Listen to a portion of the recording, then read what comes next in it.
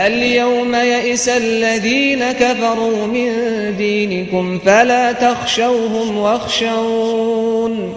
اليوم أكملت لكم دينكم وأتممت عليكم نعمتي ورضيت لكم الإسلام دينا. بسم اللہ الرحمن الرحیم الحمد للہ رب العالمین وصلی اللہ علی محمد وآلہ الطاہرین۔ موضوع گفتگو امامت، اور اب تک کچھ مختصر سی گفتگو رہی امامت کے بارے میں۔ آیات قرآن مجید اور احادیث رسول اللہ صلی اللہ علیہ وسلم کے ذریعے سے اہل بیت علیہم السلام اور خصوصاً مولا امیر المؤمنین علیہ السلام کے فضائل بیان ہوئے۔ وہ فضائل کہ جن کے ذریعے سے امامت مولا امیر المؤمنین کو ثابت کیا جا سکے، اور وہ فضائل کہ جس سے فضیلت ثابت ہو، لیکن جب فضیلت ثابت ہوگی تو خود بخود یہ چیز بھی ثابت ہو جائے گی کہ جو زیادہ فضیلت رکھتا ہے بعد رسول اللہ صلی اللہ علیہ وسلم وہ زیادہ حق بھی رکھتا ہے۔ اور کیونکہ منصب نبوت اللہ سبحانہ و تعالیٰ کی جانب سے ہے اور نبی صاحب فضیلت ہے، انسانوں کی ہدایت کے لیے ہیں، لہذا نبی کا جانشین بھی ان صفات کا حامل ہو کہ جو صفات رسول اللہ صلی اللہ علیہ وآلہ وسلم میں پائی جاتی ہیں۔ البتہ اس میں شک نہیں کہ نبی کے وسیع میں وہ صفات رسول اللہ صلی اللہ علیہ وآلہ وسلم سے کم ہوں گی، لہذا ہم نے کبھی بھی یہ دعویٰ نہیں کیا کہ مولا امیر المؤمنین علیہ السلام صفات حسنہ میں، مثال کے طور میں علم میں یا شجاعت میں یا حلم میں یا تدبر میں رسول اللہ صلی اللہ علیہ وآلہ وسلم سے زیادہ معاذ اللہ ہیں، یا یہ کہ مساوی ہیں۔ حتیٰ مساوی ہونے کا بھی دعویٰ ہمارے ہاں شیعوں میں کوئی نہیں کرتا، بلکہ کہا جاتا ہے کہ بعد رسول اللہ سب سے زیادہ علم، حلم، فصاحت، بلاغت، شجاعت، شرافت اور دیگر صفات حسنہ مولا امیر المؤمنین علیہ السلام اور باقی ائمہ اہل بیت علیہم السلام میں پائی جاتی ہیں۔ لہذا بعض اور روایات کہ جیسا کہ ہم نے پہلے بھی توجہ دلائی کہ قرآن مجید میں فقط وہی آیات نہیں کہ جن کو آپ کے سامنے پیش کیا گیا، اور نہ فقط وہ روایات ہیں کہ جو آپ کی خدمت میں پیش کی گئیں، اور بھی روایات ہیں کہ جن میں سے کچھ اب پیش کی جا رہی ہیں، اور ان کے علاوہ بہت ساری روایات ہیں۔ کیوں کہ سب سے زیادہ فضائل مولا امیر المؤمنین کے ہیں۔ البتہ یہ چیز بھی ذہن میں رہے کہ فضائل بہت سارے چھپائے گئے، بہت سارے فضائل ایسے ہیں کہ جو دوسروں کو دیے گئے، بہت سارے القاب وہ ہیں کہ جو در حقیقت مولا علی کے تھے لیکن دوسروں سے منسوب کیے گئے۔ اسی طرح سے بہت ساری روایات کہ جن میں فضائل اہل بیت علیہم السلام اور خصوصاً مولا امیر المؤمنین کے فضائل تھے، ان روایات کو دوسروں کی جانب منسوب کیا، ان فضائل کو دوسروں کو دے دیا گیا، لیکن فضائل اہل بیت علیہم السلام بے انتہا تھے، بے شمار تھے۔ لہذا آج بھی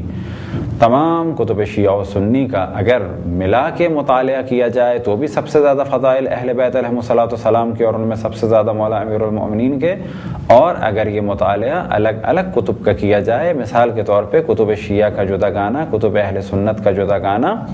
تو سب سے زیادہ فضائل بلا شک مولا امیر المؤمنین علی ابن ابی طالب علیہ السلام ہی کے ملیں گے۔ انہی فضائل میں سے بعض اور فضیلتیں جو رسول اللہ صلی اللہ علیہ وسلم کی زبان مطہر سے صادر ہوئیں، ان میں سے ایک تاریخ بغداد میں کہ رسول اللہ صلی اللہ علیہ وسلم نے مولا امیر المؤمنین علیہ السلام کے لیے ارشاد فرمایا، علی خیر البشر فمن امترا فقد کفر، کہ علی تمام انسانوں میں سب سے بہتر ہیں، اور جو اس چیز کا انکار کرے یا شک کرے وہ کفر کرتا ہے۔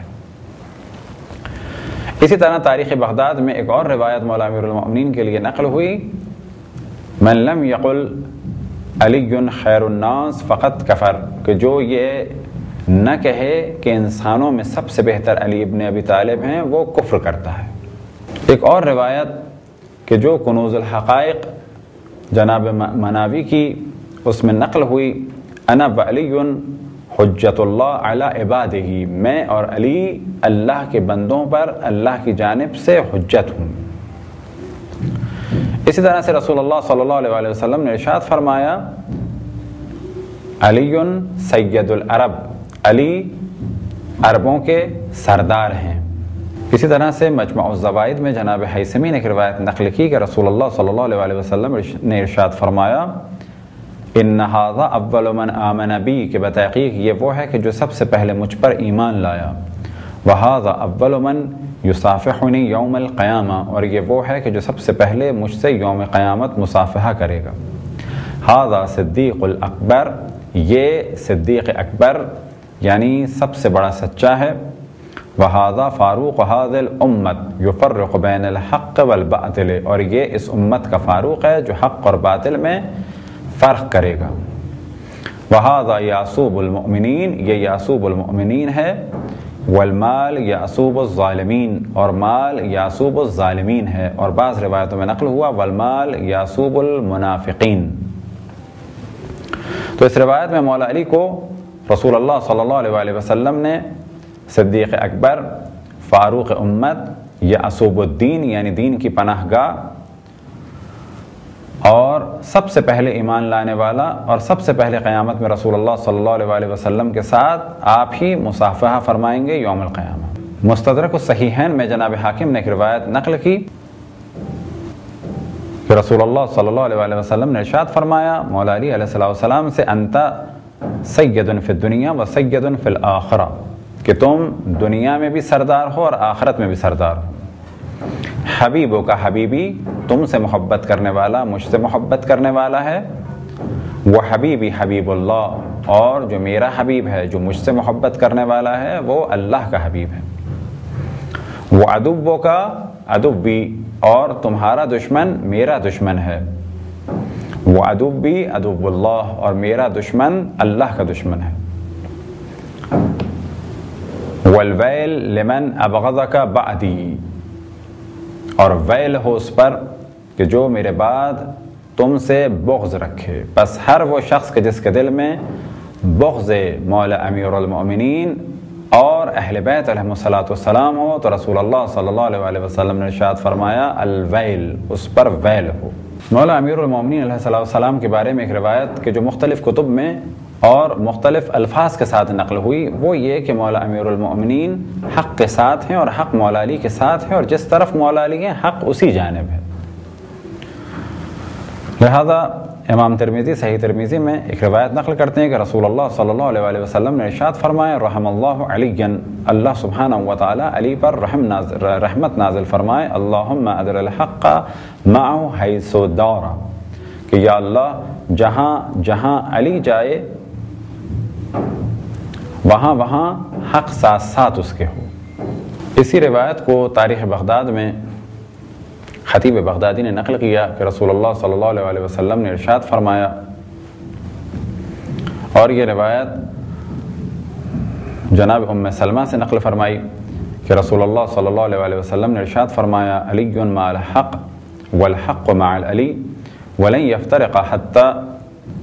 یرد علی الحوض یوم القیامہ، علی حق کے ساتھ ہیں اور حق علی کے ساتھ ہیں، اور یہ دونوں کبھی بھی جدا نہیں ہوں گے یہاں تک کہ یہ دونوں میرے پاس حوض کوثر پر پہنچ جائیں گے روز قیامت۔ پس معلوم ہوا کہ اگر بعد رسول اللہ دیکھنا ہو کہ حق کہاں پر ہے، یا کسی مسئلے یا کسی بھی عبادت کے بارے میں اگر کئی رائے پائی جاتی ہوں اور یہ دیکھنا ہو کہ بعد رسول اللہ کس طریقے کو اپنایا جائے، چاہے وہ غسل ہو، چاہے وضو ہو، چاہے نماز ہو، تو کہا جائے گا کہ وہ رائے لی جائے کہ جس کا تعلق مولا امیر المؤمنین سے ہے۔ وجہ کیا ہے؟ وجہ یہ ہے کہ وہ حق کے ساتھ ہیں اور حق ان کے ساتھ ہے۔ مولا امیر المؤمنین کی فضیلتوں میں سے ایک فضیلت کہ وہ قرآن کے ساتھ اور قرآن مولا امیر المؤمنین کے ساتھ۔ اس روایت کو بھی مختلف الفاظ میں مختلف کتب میں نقل کیا گیا، لیکن سب کا نتیجہ ایک ہے، اور نتیجہ یہ کہ بعد رسول اللہ اگر قرآن چاہیے تو مولا امیر المؤمنین سے ملے گا، اور اگر مولا امیر المؤمنین کے دامن کو تھام لیا تو قرآن خود بخود ملے گا۔ اور یہی وہ مضمون ہے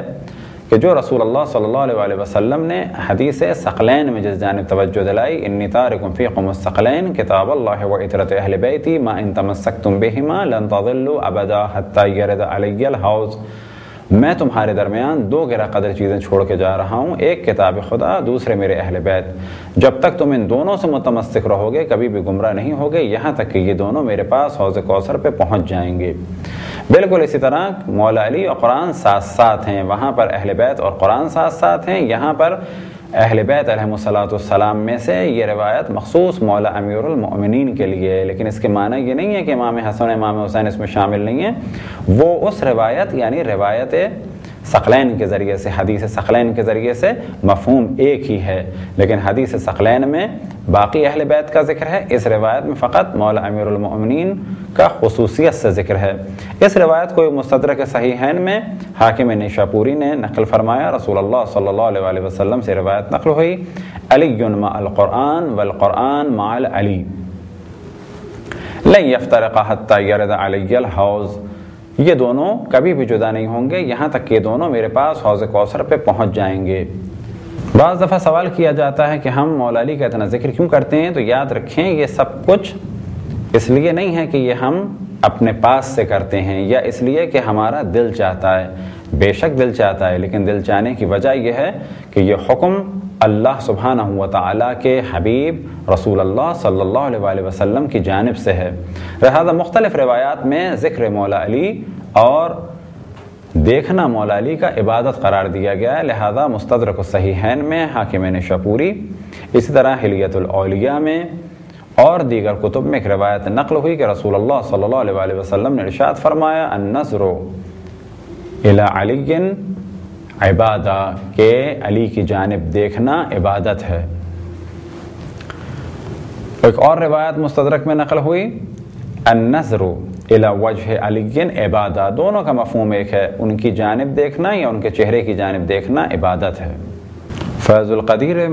القدیر میں جناب مناوی نقل فرماتے ہیں کہ رسول اللہ صلی اللہ علیہ وسلم نے ارشاد فرمایا ذکر علی عبادہ، کہ علی ابن ابی طالب کا ذکر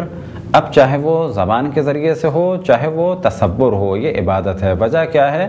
کہ مولا امیر المؤمنین جانشین رسول اللہ صلی اللہ علیہ وسلم ہیں، جب ان کا تصور کیا جائے گا، جب ان کا ذکر کیا جائے گا تو در حقیقت جب بھی ان کا ذکر ہوگا تو ساتھ میں حق کا ذکر ہوگا، اور جب بھی حق کا ذکر ہوگا تو انسان حضرت حق یعنی اللہ سبحانہ و تعالیٰ کی جانب بڑھے گا اور صراط حق یعنی صراط مستقیم پر گامزن ہو جائے گا۔ بس یہی وجہ ہے کہ رسول اللہ صلی اللہ علیہ وسلم کا دین اگر حاصل کرنا ہو جو کہ حق ہے، اللہ سبحانہ و تعالیٰ کی صراط مستقیم پر اگر چلنا ہو جو کہ حق ہے، تو بس اس حق کو حاصل کیا جائے کہ جو مولا امیر المؤمنین علی ابن ابی طالب علیہ السلام کے ذریعے سے ہے، بس اس صاحب حق کا ذکر بھی حق ہے اور عبادت ہے، اور اس صاحب حق کا تصور بھی اور اس کی جانب دیکھنا بھی عبادت ہے۔ لہذا روایتوں میں نقل ہوا، سوائق محرقہ میں ابن حجر نے بھی نقل کیا حضرت عائشہ سے کہ رسول اللہ صلی اللہ علیہ وسلم نے ارشاد فرمایا خیر اخوتی علی، کہ میرا سب سے بہترین بھائی علی ابن ابی طالب ہے۔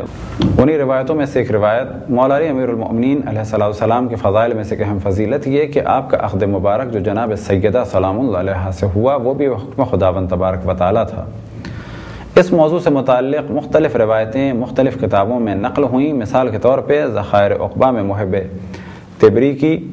ایک روایت نقل ہوئی انس بن مالک سے کہ مولا امیر المؤمنین علیہ السلام ایک دن مسجد نبوی میں رسول اللہ صلی اللہ علیہ وسلم کے پاس تشریف فرما تھے، لہذا رسول اللہ صلی اللہ علیہ وسلم نے ارشاد فرمایا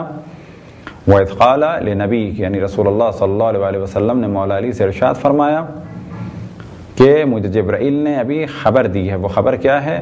ان اللہ زوجک فاطمہ، کہ اللہ نے تمہارا نکاح فاطمہ سے کیا ہے۔ اسی طرح سے اگلے مرحلے میں بیان ہوا واستشہد علی تزویجہا 40,000 ملک، اور تمہاری شادی پر 40,000 فرشتے گواہ ہیں، یعنی اللہ سبحانہ و تعالیٰ کا یہ ارادہ ہے۔ اسی طرح سے ایک اور روایت کنز العمال میں علامہ متقی ہندی نے نقل کی، وہ فرماتے ہیں ان اللہ امرنی ان ازوج فاطمہ من علی، کہ رسول اللہ صلی اللہ علیہ وسلم نے ارشاد فرمایا کہ بتحقیق اللہ نے مجھے حکم دیا ہے کہ میں فاطمہ کا نکاح علی سے کروں۔ بس معلوم ہوا کہ مولا امیر المؤمنین اور جناب سیدہ کا نکاح بحکم خداوند تبارک و تعالیٰ تھا۔ اب اگر توجہ دی جائے کہ نکاح کے بارے میں اللہ سبحانہ و تعالیٰ کا حکم ہے، تو کیا آئندہ کی خلافت اور امامت اور اسلام کی بقا کے لیے خداوند تبارک و تعالیٰ نے کیا کوئی حکم نہیں دیا ہوگا؟ فضائل مولا امیر المؤمنین میں سے ایک اہم فضیلت یہ کہ اللہ اور اللہ کا رسول ان سے محبت کرے، وہ اللہ اور اللہ کے رسول سے محبت کریں۔ البتہ یہ بات ممکن ہے بظاہر سادہ سی ہو، لیکن یہ بات کوئی سادہ سی بات نہیں ہے کہ اللہ سے کوئی محبت کرے اور وہ اللہ سے محبت کرے، کوئی رسول اللہ سے محبت کرے اور رسول اللہ اس سے محبت کرے۔ کیونکہ اگر سادہ سی بات ہوتی تو اس کی اتنی تصریح کی اور اس کے بیان کی ضرورت نہیں تھی۔ بلا شک یہ کوئی ایسی خاص فضیلت ہے کہ جو کم ہی لوگوں میں پائی جاتی ہے، لہذا جنگ خیبر کے دوران جب مولا امیر المؤمنین کو رسول اللہ صلی اللہ علیہ وآلہ وسلم نے پرچم دینے کا اور کمانڈ دینے کا ارادہ کیا تو اس سے پہلے ارشاد فرمایا اور اس جانب توجہ دلائی گئی صحیح ستہ میں بھی، خصوصاً صحیح بخاری میں۔ لہذا صحیح بخاری میں جہاد اور سرایا کے ضمن میں بیان ہوا کہ یوم الخندق میں رسول اللہ صلی اللہ علیہ وآلہ وسلم نے ارشاد فرمایا لَأَتِيَنَّ رَائِيَةً غَدًا رَجُلًا يَفْتَحُ اللَّهُ عَلَى يَدَيْهِ يُحِبُّ اللَّهَ وَرَسُولَهُ وَيُحِبُّهُ اللَّهُ وَرَسُولُهُ، کہ میں یہ پرچم کل ضرور اس شخص کو دوں گا کہ جس کے ذریعے سے فتح حاصل ہوگی، جس کے ہاتھوں کے ذریعے سے فتح حاصل ہوگی، کہ جو اللہ اور اس کے رسول سے محبت کرتا ہے اور اللہ اور رسول اس سے محبت کرتے ہیں۔ معلوم ہوا کہ یہ کوئی معمولی صفت نہیں ہے، یہ ایک اہم صفت ہے، اور حقیقت یہ ہے کہ اللہ سے محبت کرنا اور اللہ اس سے محبت کرے یہ کوئی معمولی چیز نہیں، لیکن یہاں پر اس محبت کا اظہار رسول اللہ صلی اللہ علیہ وآلہ وسلم فرما رہے ہیں بغیر کسی قید و شرط کے۔ بس مولا علی کی ایک صفت یہ تھی کہ وہ اللہ سے محبت کرتے تھے ہر حال میں، اور اللہ سبحانہ و تعالیٰ ان سے محبت فرماتا ہے ہر حال میں۔ اور مولا علی کی صفت یہ تھی کہ وہ رسول اللہ صلی اللہ علیہ وآلہ وسلم سے محبت فرماتے تھے ہر حال میں، اور رسول اللہ صلی اللہ علیہ وآلہ وسلم محبت فرماتے تھے ان سے ہر حال میں۔ انشاءاللہ باقی اور فضائل کو اگر خداوند تبارک و تعالیٰ نے توفیق عطا فرمائی تو آپ کی خدمت میں بیان کیا جائے گا۔ خداوند تبارک و تعالیٰ سے دعا ہے کہ ہم سب کو اپنی رسول، اپنی حجتوں، خصوصاً امام زمان علیہ السلام کی معرفت اور اطاعت کی توفیق عطا فرمائے۔ وصلی اللہ علی محمد و آلہ الطاہرین۔